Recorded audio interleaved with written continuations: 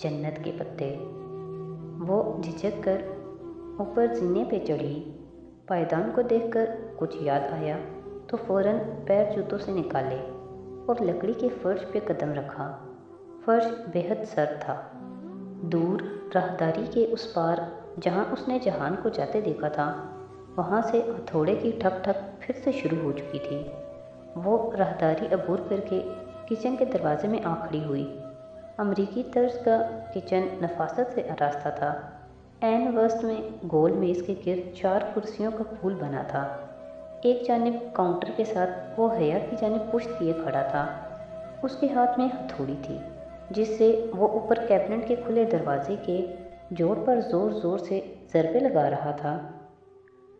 वो चंद लम्हों के लिए शशोपंज के बाद ढीठ बनकर आगे आई और कदरे आवाज़ के साथ कुर्सी खींची। वो बेइख्तियार चौंक कर पलटा। Drawing room. खैर, वो नागवारी से लब भींचकर वापस कैबिनेट की तरफ मुड़ गया। उसने एक हाथ से कैबिनेट के दरवाजे के जोड़ पे किसी शय को पकड़ रखा था और दूसरे हाथ से हथौड़ी मार रहा था। हया सुलेमान ने ज़िंदगी में कभी इतनी तज़लील महसूस नहीं की थी। Mom mom. चंद लम्हे गुजरे तो वो इसी तरह अपने काम की तरफ मुतवज्जे, चेहरे पर ढेरों संजीदगी लिए पुकारने लगा। वो उंगलियां मरोड़ती, टांग पे टांग रखे सर झुकाए बैठी थी। दफतन चौखट पे आहट हुई तो सर उठाया। राहदारी से बर्तन हाथ में लिए सबीन फुप्पो उसी पल किचन में दाखिल हुई थी। कंधों तक आते बॉब कट बाल और खुले लंबे स्कर्ट के ऊपर सुरमई स्वेटर पहने वो कुछ बोलती आ रही थी। उसे बैठा देखकर ठिठक कर रुकी। हया, मेरा बच्चा, तुम कब आई? बर्तन काउंटर पर तकरीबन गिराकर वो पालेहाना अंदाज में उसकी तरफ लपकी।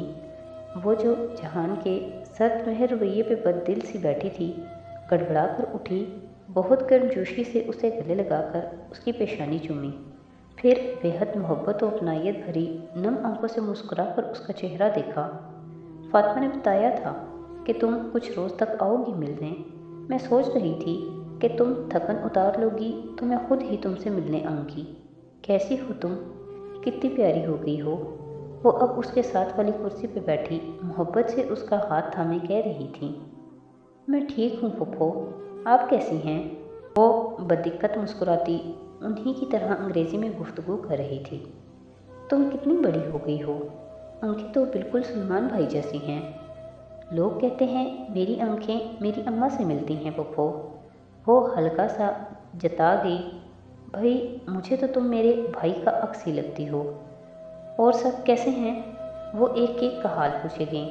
वो सबकी खैरियत बताकर कहने लगी, आप दावर भाई की शादी में नहीं आई? दावर भी कितना बड़ा हो गया है ना कि माशाल्लाह शादी भी हो गई। कैसी रही शादी? मैंने वीडियो देखी थी तुम्हारी। उसने चौंक कर उन्हें देखा। कौन सी वीडियो? उसका सांस रुकने लगा। एकदम ही कमरे में बहुत घुटन हो गई। वो जो दावर के वलीमे पे स्टेज पे बनाई गई थी। तुमने रेड फ्रॉक पहन रखी थी। मैंने रोहेल के फेसबुक पे देखी थी। रोहेल से कांटेक्ट है आपका? उसकी रुकी सांस एक खुशगवार हैरत के साथ बहाल हुई। और आप फेसबुक यूज़ करती हैं? वो इन दोनों की जानिब पुश्त किए कैबिनेट के दरवाजे पे उसी तरह ज़रबे लगा रहा था। हाँ, बस रोहेल की एल्बम्स देखने के लिए करती हूँ। तुम इस्तेमाल करती हो फेसबुक? नहीं, पहले करती थी, फिर छोड़ दिया। मुझे ये सोशल नेटवर्क्स पसंद नहीं हैं। हर शख्स आपकी ज़िंदगी में झांक रहा होता है। इंसान की कोई प्राइवेसी ही नहीं होती। ओ हया, तुम जहान से मिली? एकदम ख्याल आने पर उन्होंने गर्दन फेरकर अपने बेटे को देखा, जो चेहरे पर ढेरों सख्ती लिए अपने काम की तरफ मुतवज्जे था। जहान, तुम हया से मिले हो? ये सुलेमान भाई की बेटी है, रोहेल की बहन और तुम्हारी फर्स्ट कज़न। मिल चुका हूँ। वो अब झुककर दराज से कील निकाल रहा था। ये रिश्तेदारियाँ याद रखने के मामले में बहुत पुअर है। वैसे कोशिश तो करता है और इसे रिश्ते याद भी रहते हैं। दरअसल पुप्पो, इंसान को रिश्ते तब याद रहते हैं जब उसके माँ बाप उसे रिश्ते याद दिलाएं। बच्चों का क्या कसूर? सारा कसूर वालिदैन का होता है। اگر والدین ہی کبھی اولاد کو رشتہ داروں سے نہ ملائیں تو الزام کس کے سر رکھا جائے؟ سبین پھپھو کا جوش و خروش سے چمکتا چہرہ پھیکا پڑ گیا، مگر وہ اسی طرح تلخی سے کہتی جا رہی تھی۔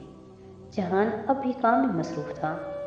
مثلاً اب آپ لوگ ہیں، آپ کئی دہائیوں سے ادھر مقیم ہیں، اور شاید آپ کا واپس آنے اور اپنے خونی رشتوں سے ملنے کا بھی دل نہیں چاہتا۔ تو ہے نا یہ انفیئر؟ نہیں، پھپھو کا چہرہ سفید پڑ گیا تھا، لٹھے کی مانند سفید اور پھیکا۔ پھر وہ بدقت ذرا سا مسکرائیں اور سر جھٹکا۔ ٹھیک ٹھیک کہہ رہی ہو، بس کبھی آ ہی نہیں سکے۔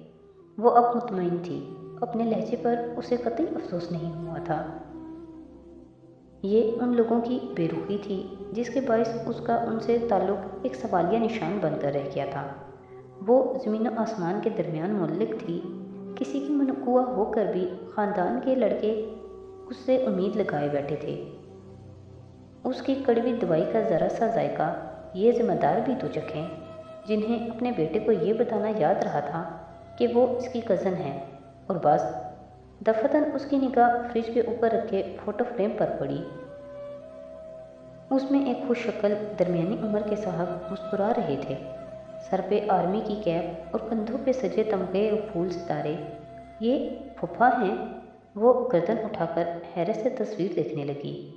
سبین پھوپھو نے اس کی نگاہوں کے تعاقب میں دیکھا اور دھیرے سے سر ہلا دیا۔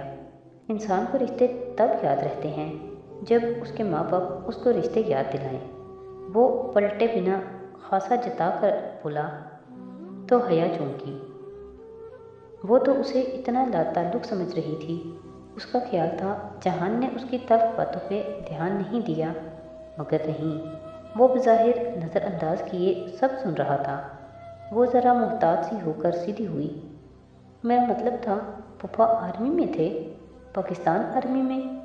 نہیں۔ جہان ہتھوڑی سلیب پہ رکھ کر آگے بڑھا اور فریج پہ رکھا فریم گرا دیا۔ تصویر والی طرف فریج کی چھت پہ سجدہ زیر ہو گئی۔ حیا، تم نے کھانا تو نہیں کھایا نا؟ میں بس لگا رہی ہوں۔ پھوپھو اب سنبھل کر دوبارہ سے حشاش بشاش ہو گئی تھی۔ حیا جواب دیے بنا تحیر سے فریج کے اوپر اوندے منہ گرے فریم کو دیکھے گئی۔ اس کے ایک سوال کے جواب میں جس بد مزاجی سے جہان نے فریم گرایا تھا وہ ابھی تک اس میں گنگ تھی۔ ممی، آپ کا کیبنٹ ریڈی ہے۔ وہ اب کیبنٹ کا دروازہ کھول بند کر کے چیک کر رہا تھا۔ تھینک یو جہان۔ اور باتھ روم کا نل بھی؟ پھوپھو نے گول میز پر پلاؤ کا بڑا سا پیالہ رکھتے ہوئے اسے یاد دلایا۔ آئے ہائے، پھر وہی بدمزہ پلاؤ۔ وہ خفیف سا سر جھٹک کر رہ گئی۔ رہنے دے پھوپھو، میں کوئی اگر مگر نہیں، میں تمہارے لیے کچھ خاص نہیں بنا سکی، سو مجھے انکار کر کے اب شرمندہ مت کرنا۔ جہان اب دراز سے ڈبہ نکال کر اندر رکھی چیزیں الٹ پلٹ کر رہا تھا۔ دفتن ڈور بیل بجی۔ جہان نے رک کر راہداری کی سمت دیکھا، پھر ڈبہ وہیں چھوڑا اور باہر نکل گیا۔ شروع کرو حیا، پھوپھو نے مسکراتی آنکھوں سے دیکھتے ہوئے اسے پلیٹ تھمائی۔ اس نے شکریہ کہہ کر چاول اور تھوڑا سا لوبیا کا مسالہ نکالا۔ راہداری کے اس پار جہان کسی مرد سے ترک میں کچھ بول رہا تھا۔ دونوں کی مدھم سی آوازیں سنائی دے رہی تھیں۔ دوسرے ہی چمچے میں وہ پلاؤ اسے مزے دار لگنے لگا تھا۔ ڈی جے صحیح کہتی تھی، ان کا کھانا صرف سفر کی متلی کے باعث بدمزہ لگا تھا۔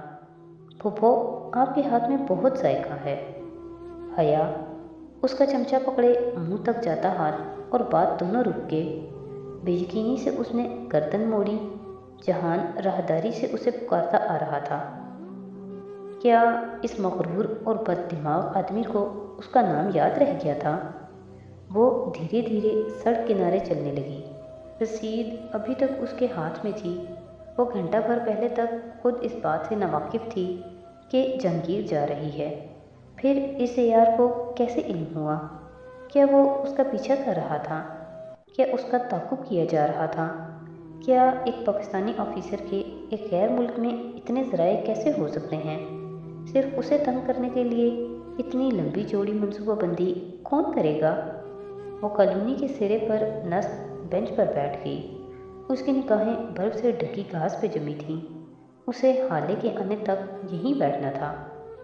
اس نے اگلے دن ہی روم آفیسر حکام سے بات کر کے اپنا کمرہ بدلوا لیا تھا۔ اب وہ ڈی جے کے کمرے میں منتقل ہو چکی تھی۔ کمرے میں تیسری لڑکی چینی نژاد لنگ لنگ تھی۔ اس کا پورا نام اتنا لمبا اور پیچیدہ تھا کہ یورپ کے لیے اپنا نام چیری رکھ لیا تھا۔ وہ ایکسچینج اسٹوڈنٹ تھی اور پی ایچ ڈی کر رہی تھی۔ چوتھی لڑکی ایک اسرائیلی یہودی ٹالی تھی، واقعتاً ٹہلی کے درخت کی طرح لمبی چوڑی اور گھنگریالے بالوں والی۔